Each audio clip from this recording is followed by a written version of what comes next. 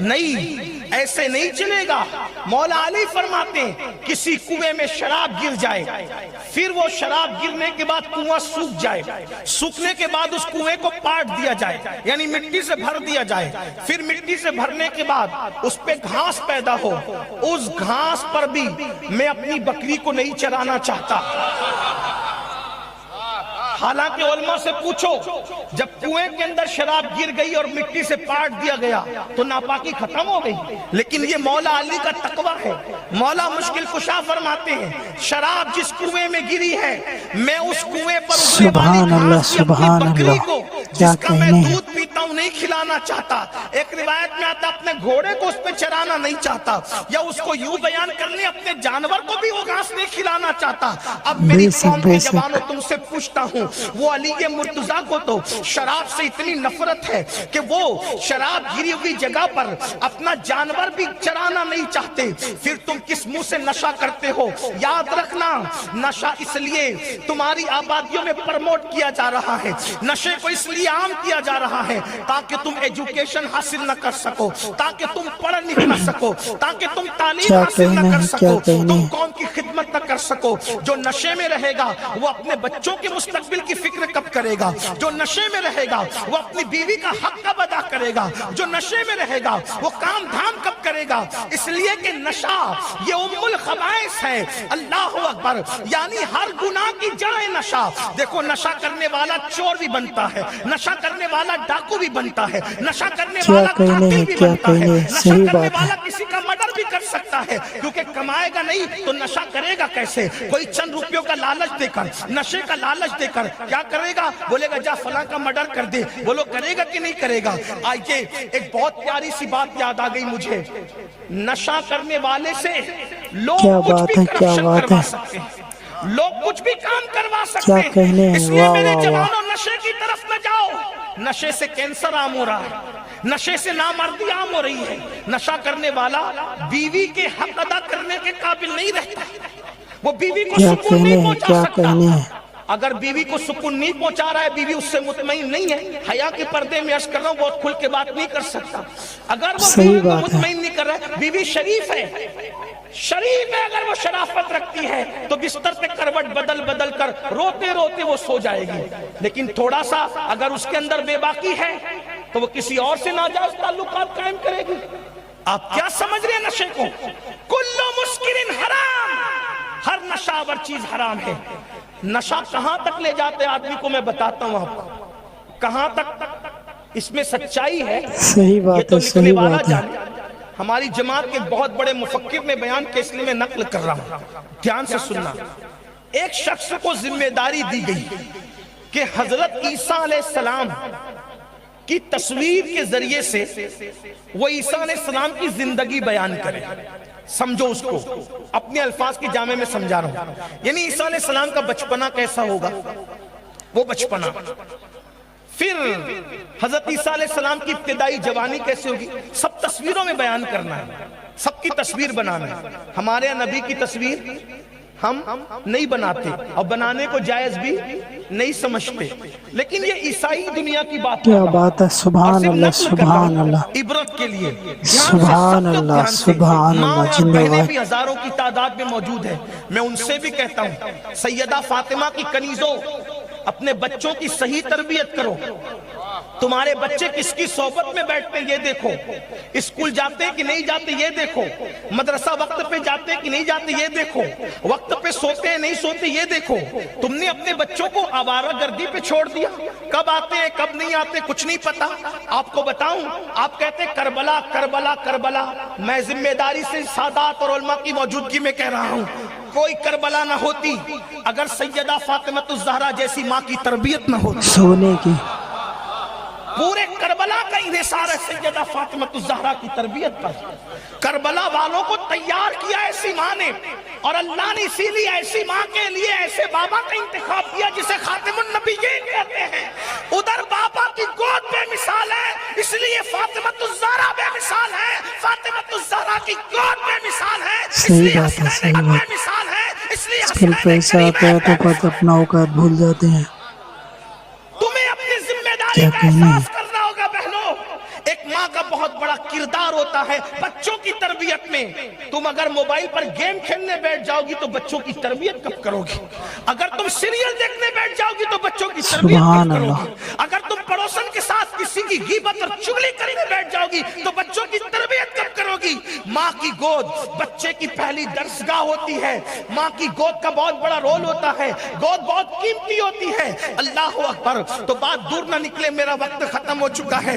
صرف میں آپ کے سامنے یہ بتا رہا ہوں مولا علی کو شراب سے اور نشے سے کتنی نفرت تھی, اور آج میری قوم نشے کی طرف کہاں تک چلی گئی. تو اللہ اکبر, جتنے ہی پیسہ والا ہو پھر بھی چار انسان کا تو ضرورت یہ ہوتا بات ہے. آئی کہ عیسیٰ علیہ السلام کی تصویروں کے ذریعے سے زندگی بیان کی جائے, بچپنا بیان کیا جائے, جوانی بیان کی جائے, اور آسمانوں پر اٹھانے تک کا. ہم تو آسمانوں پر اٹھانے کی بات کرتے ہیں, مگر وہ لوگ صلیب کی بات کرتے ہیں کہ انہیں سولی دے دی گئی. ہمارا عقیدہ نہیں ہے سولی دے دی گئی. ہمارا عقیدہ یہ ہے کہ ان کو آسمانوں پر اللہ نے صحیح سلامت اٹھا لیا, اور انشاءاللہ پھر وہ قیامت کے قریب تشریف لائیں گے دنیا کے اندر. صلیب کو توڑ دیں گے, خنزیر کو قتل کریں گے, اور سارے عیسائی جو اس وقت بچیں گے وہ عیسیٰ علیہ السلام پر ایمان لائیں گے. امام مہدی کی آمد اس وقت ہوگی انشاءاللہ کہ عیسیٰ علیہ السلام کی تصویروں کے ذریعے سے سیرت کو بنانے کا حکم دیا گیا. تو وہ جو مصنف تھا, مصور, آرٹسٹ جو تھا, اس نے کیا کیا, اس کو ایک پیارا سا خوبصورت سا معصوم چہرے والا بچہ چاہیے تھا. دھیان سے سننا, اس کو معصوم چہرے والا, کیا بات ہے, سبحان اللہ سبحان اللہ سبحان اللہ. بے شک بے شک, معصوم چہرے سبحان والا اللہ. بچہ ملنا نہیں تھا, ممکن کیا نہیں کہنے. تھا. لیکن میں یہاں اب معصوم شرعی معنی میں نہیں کہہ رہا ہوں, لغوی معنی میں کہہ رہا ہوں, لفظی معنی میں. یعنی بے گناہ, خوبصورت سا, پیارا سا, کوپل سا, نازک سا, حسین و جمیل سا, وہ بچہ ڈھونڈنے لگا. کیونکہ اس کو وہ, کیونکہ بھئی جب تک سامنے کوئی ڈمی نہیں ہوگی, سامنے جب تک کہ کوئی ہوگا نہیں, تو اس وقت تک کہ وہ بنا تو نہیں سکتا نا. تو اس کو کوئی بچہ چاہیے تھا تاکہ وہ, اور بہت خوبصورت سا چاہیے تھا تاکہ اس کی تصویر بنا کر کے وہ کیا کرے, بے شک بے یہ شک. ثابت کرے کہ عیسیٰ ایسے تھے, تاکہ لوگوں کے دل و دماغ میں ایک بات یہ آئے.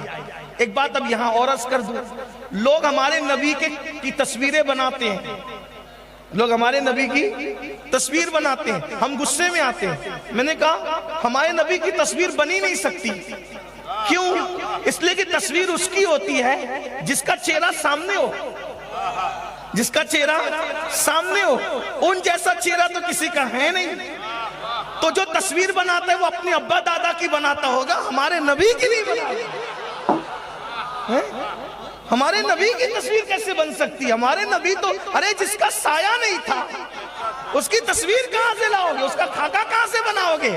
ہمارے نبی تو یوں بے مثال ہے کہ ان کی طرح کوئی ہوا ہے نہ ہو سکتا ہے. تو بہرحال اس کو ایک چھوٹا سا خوبصورت سا بچہ چاہیے تھا, مل گیا, محلے میں مل گیا. اس نے جلدی جلدی تصویر بنائی اور بنائی, اور اس نے کہا یہ عیسیٰ کا بچپن.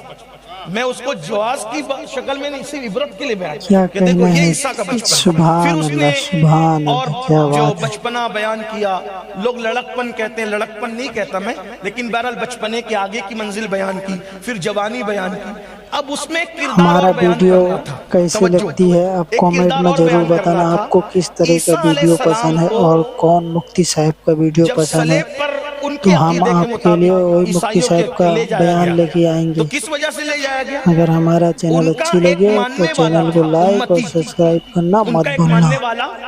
اس نے مخبری کر دی عیسیٰ علیہ السلام کے خلاف, ان کے ماننے والے نے مخبری کر دی. تو اس کی وجہ سے ان کے عقیدے میں عیسیٰ علیہ السلام کو پھانسی ہو گئی. ان کا عقیدہ, ہمارا عقیدہ نہیں ہے نا, وہ پھانسی ہو گئی. تو اب وہ جو مخبری کرنے والا دہشت گرد تھا نبی کے خلاف, نبی کے خلاف, تو اب ایک بھدی صورت والا بھی کوئی چاہیے تھا. ایک بھدی صورت والا جو ایک دم بالکل بھیانک لانتی صورت والا ہو, تاکہ اس کی تصویر بنا کر کے وہ ثابت کرے کہ بھئی یہی آدمی ہے جس نے عیسیٰ علیہ السلام کا امتی ہو کر بھی ان کے خلاف کیا کر دی, مخبری کر دی, اور آپ کو معاذ اللہ قتل گاہ تک پہنچانے میں مدد کی. پھر کہہ رہا ہوں ہمارا عقیدہ یہ نہیں ہے. ہمارا عقیدہ کہ اللہ نے انہیں آسمان پہ اٹھا لیا. اب وہ کیسے ہوا, تھوڑا سا بیچ میں 2 منٹ کا وقت لوں گا. عیسیٰ علیہ السلام کے جس امتی نے, جس حواری نے آپ کے خلاف مخبری کی, تو وجہ یہ ہوئی کہ وہ شرابی تھا. ایسا وہ عیسائی لوگ کہتے ہیں. وہ شرابی تھا اور وہ شرابی تھا، نشہ کرتا تھا. اس کو یہودیوں نے پکڑ لیا اور پکڑنے کے بعد اس کو شراب نہیں دی، اور چند دن تک جب شراب نہیں دی تو وہ دیوار پہ سر ٹکراتا تھا مجھے نشے کو، کیونکہ جب نشہ کرنے والوں کو نشہ نہیں ملتا وہ پاگل ہوتے ہیں، مجھے نشہ چاہیے نشہ چاہیے نشہ چاہیے. تو کیا ہوا، ان لوگوں نے 2 شراب کی بوتل دی. ایک نہیں 2 دیں گے، ایک شرط ہے، بتا عیسیٰ کہاں چھپے ہوئے. تو اس نے 2 شراب کی بوتلوں پر اپنے نبی کی جان کا سودا کرنے کی کوشش کی. کتنی 2 شراب. آپ کیا سمجھ رہے نشے کو؟ شراب پینے والا اپنی بہن کی آبرو بھی بیچ سکتا ہے. جو نبی کی جان کا سودا کر لے وہ بہن کی آبرو کا سودا نہیں کرے گا. اس لیے اگر ہندوستان کی ترقی چاہتے ہو تو ہندوستان کو نشہ مکت کرو، ہندوستان کو نشے سے پاک کرو. ہمارا ملک جب ترقی کرے گا، جب تک اس ملک میں نشیڑی نہیں تھے اس وقت تک یہ ملک سونے کی چڑیا کہلاتا تھا. جب سے اس ملک میں نشہ کے عام کیا جا رہا ہے، صرف لوگ اپنی دولت کی خاطر زہر بیچ رہے، نشے کی شکل میں نوجوانوں کا حسن لوٹ رہے، موت کے سوداگر ہیں. میں ان نشہ بیچنے والوں سے کہتا ہوں، گانجا چرس اور شراب کا دھندا کرنے والوں سے کہتا ہوں، کسی کے بچوں کو موت بیچنے والوں، اگر تمہارے بچوں کو کوئی موت بیچے تو تمہارے دل پہ کیا گزرے گی؟ کسی کا نشے